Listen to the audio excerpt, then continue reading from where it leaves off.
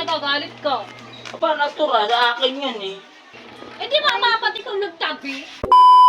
Hello po mga ma'am sir. Gagawin nga po pala natin. Paprank ko nga po pala yung nanay ko. Subukan ko hugasan yung pasensya ng nanay ko. Pati kinatsuama ko na rin pati kasi yung kapatid ko. Lala na yung hipa ko. For supported lagi sa akin sa mga kalokohan ko.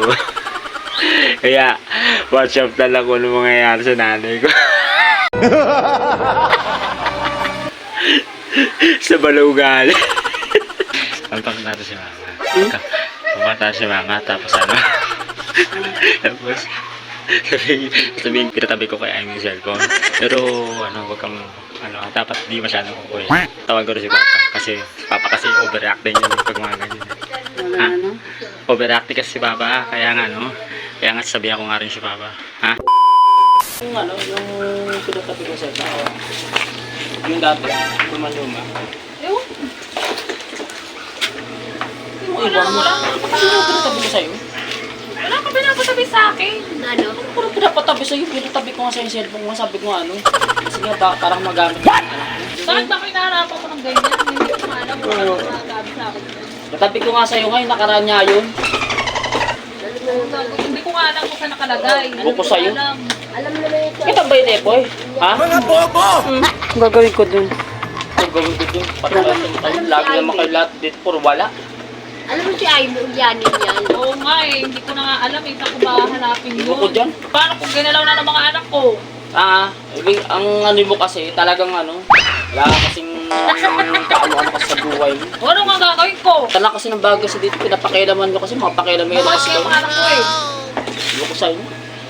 Data lang dito, pinapakialaman ninyo.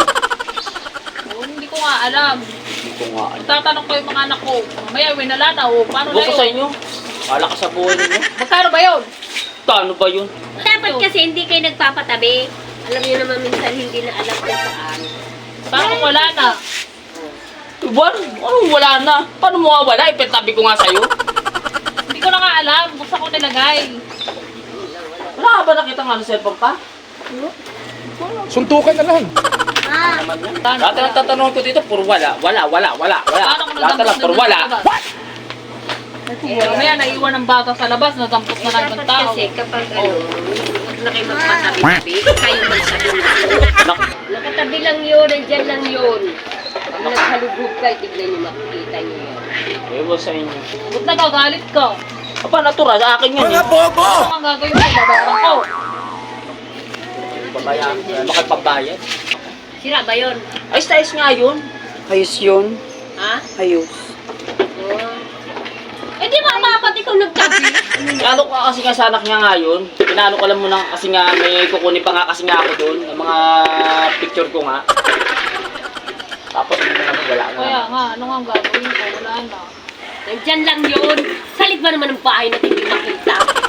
Ay, seryoso na si mama. Pinaprank ka nila.